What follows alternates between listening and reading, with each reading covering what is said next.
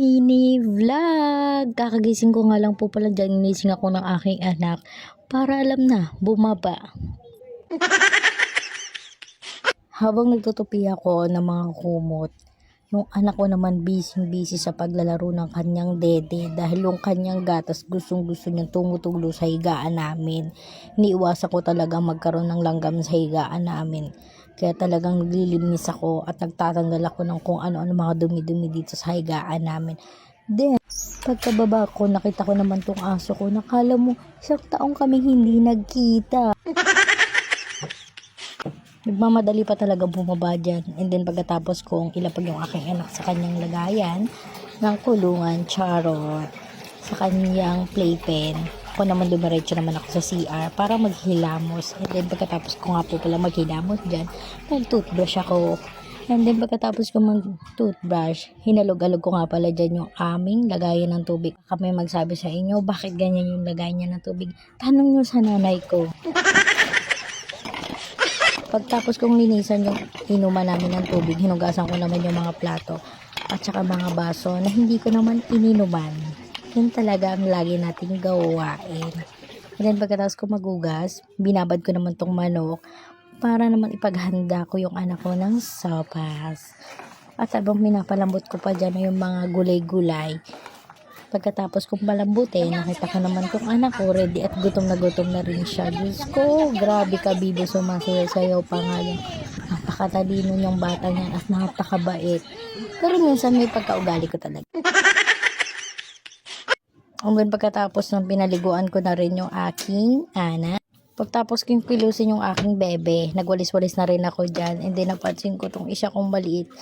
Napaharang-harang, tapos nagwawalis ako dyan. Diyos ko naman. And then pagkatapos kong magwalis, nagmap naman ako. Kasi alam nyo naman, puti ang tiles natin. Kailangan talaga nating magmap araw-araw kung kakailanganin. Kasi alam mo naman yung mga tilamsik at yung mga paa-paa dyan.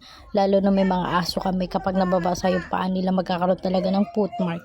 So, iniiwasan natin yun. Pagkatapos ko mag-map, dumiretso ko sa CR para naman labahan tong mga basahan na napag-ihian ng aking aso. Kasi nga nakalimutan kong lagyan siya ng diaper kagabi. Kaya naihian niya yung iba. Pero yung iba dyan, hindi naman talaga may ihi. Sadya talaga nilaban ko yan. Para naman, wala lang, trip lang. Charot! Nilaban ko talaga kasi sobrang dumi niya na rin. And then, napansin ko na hindi ko na rin talagang linisan yung CR namin. Kasi, Diyos ko po, nagigidata na yung mga dilaw-dilaw sa gilid. At ang mga tilamsik ng mga kung ano-anong mga nasa gilid dyan. Iinis talaga ako. Sige, tuwad pa girl. Sige, ganyan.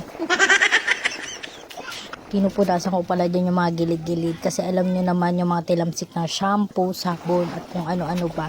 Nandyan talaga, kitang-kita sa tiles namin. Kaya naiirita talaga ako. Lalo na pag nagkaroon ng bisita. Makikita yung mga kung ano-ano mga nakalagay dyan sa gilid. Diyos mio, Maria Marco. Nga pala dyan yung shower. Kasi mas magandang gamitin yung kaysa magbuhos-buhos ako. Mas easy na siya, mas use na siya sa akin. Kaya ganyan yung ginagamit ko. Pangtanggal ng mga sabon-sabon sa gilid na napaglinisan ko. And then nagkalkal na rin. Full na rin pala yung daanan ng tubig. And then pagkatapos ko maglinis ng CR, dumiretso naman ako sa tindahan.